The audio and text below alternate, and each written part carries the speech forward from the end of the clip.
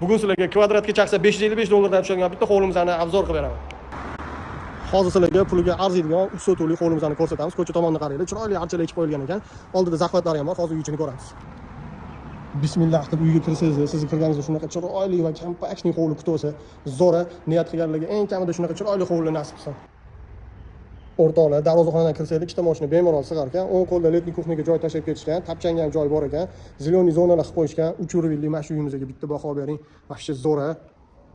Xonadonimiz 3 urindan iborat ekan. Kirishimizda bilan katta zal hol qilingan ekan. Yorug', juda ham chiroyli.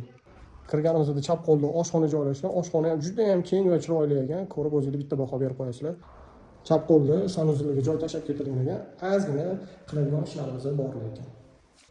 Chiroyli zinalardan ikkinchi qavatga chiqqanda yorug' tushish uchun romlar ham tashlab ketilgan. Juda ham aql bilan qurilgan uy ekan.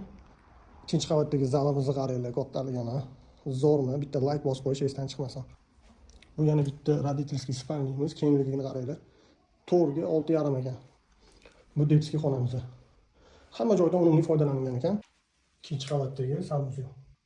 Podol ham 100% podol qilingan ekan. 4 ta xonaga bo'lib qo'yishibdi. Jiloy qo'yilgan.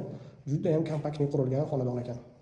Uchtepa tumani literaturida joylashgan 3 urindan iborat 7 ta xona, umumiy maydoni 340 kvadratdan oshiqroq bo'lgan joyimizdan 240 ming dollar davomimiz kelishadigan joyi bor. Bizga aloqaga chiqinglar, baraka qilamiz. Bizani kuzatishda davom etinglar.